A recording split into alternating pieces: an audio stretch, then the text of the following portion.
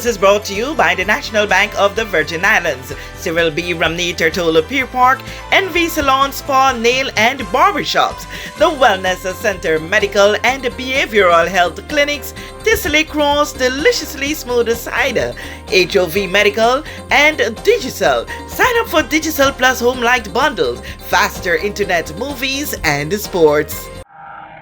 A mission geared at for strengthening the Virgin Islands-Guyana relationship and partnership. We are not, here to take anything from Guyana. We want to support each other.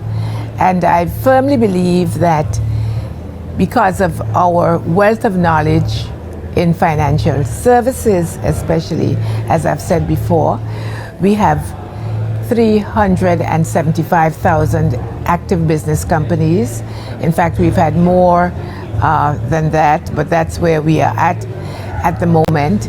And that translates into $1.5 trillion globally we have right now. But there must be that kind of liaising between the British Virgin Islands and Guyana through having somebody or some entity here on the ground.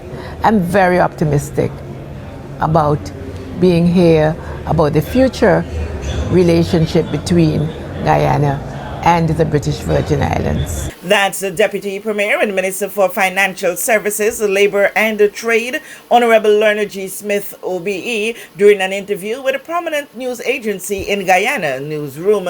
This was on Thursday, August 3, 2023, when she highlighted how important it is for visa-free travel between the two countries. Something, she says, the territory's Premier and Minister of Finance, Dr. the Honorable Natalia D. Whitley, has high on his agenda. I have had discussions with the Premier. In fact, I have asked him very directly about the visa situation because our Guyanese do require visas to visit the BVI. And he has authorized me to say that we are considering lifting that requirement. And I expect that to happen very soon. If we are serious about doing business with Guyana, if we are serious about a partnership with Guyana, that is the first thing that has to be lifted. So I have no doubt that that is something that will happen very quickly. We already have a couple of businesses that have started in Guyana from the British Virgin Islands. So we are putting our money where our mouth is, so to speak. We have one ICT company that started from the British Virgin Islands. We have an insurance brokerage firm. And, those are two possibilities that we might use. I'm not saying we're going to use them because we haven't even had discussions with them. Or we might go with a completely different entity. As you said, we may have a consul general, we may have, there are all kinds of possibilities. I mean, we have that relationship, that close relationship between Guyana and the British Virgin Islands. So there is that as well. But we do know that we must have some entity on the ground if we are going to really follow up very closely in terms of the relationship and the kind of business that we want to forge between Guyana and the British Virgin Islands. Now, according to Smith, the strong relationship of the two countries dates back to the 60s and continues today. I would say that it's as I've said, I've made it clear that it's a two-way street. Guyanese have been supporting BVI's development since the 60s. I remember as a child, Guyanese working with a company, it was a British company called Pauling Company, and they helped us to build our infrastructure, our main roads, our our airport, our access to an airport, a bridge, and so on. And they've been teaching us from the time I entered high school. Too many years that I want to mention. Too many more years than I want to mention. I have had Guyanese teachers supporting me and teaching me. The topic of visa-free travel for Guyanese to the Virgin Islands hit the spotlight on May 26, 2023 by the most senior sitting legislator in the House of Assembly, District 3 Representative Honorable Julian Fraser R.A.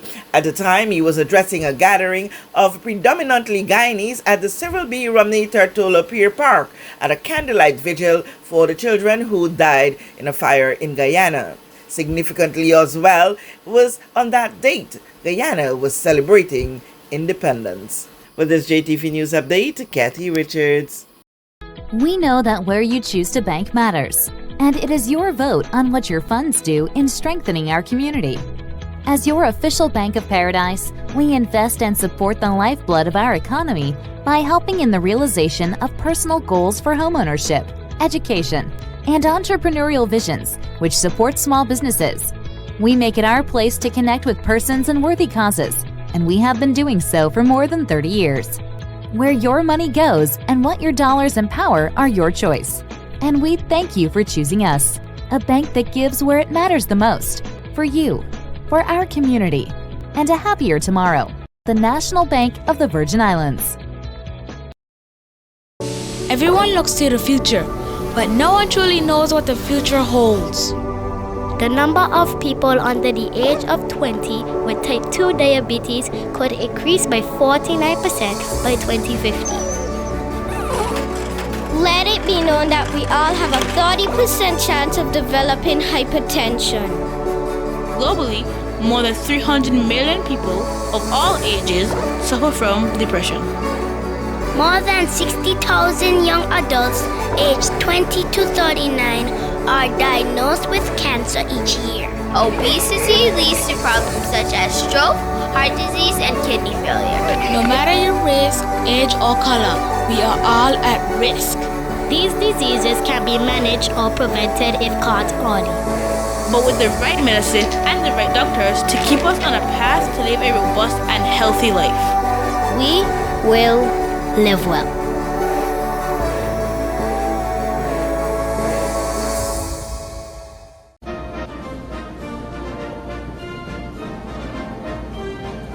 Opiate.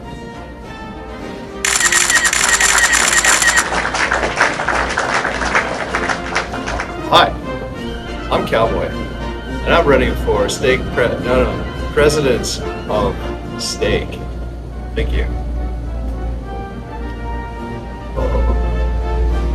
And I will meet your needs.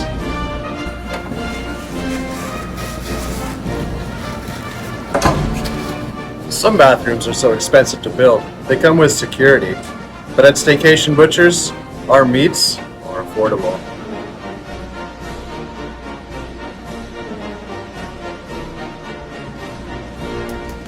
People always ask me, Cowboy, where does your salmon come from? Well, our salmon comes from the water. A vote for Cowboy is a vote for quality, integrity, and consistency. So come into Staycation Butchers and cast your vote for me, your next president of Steak.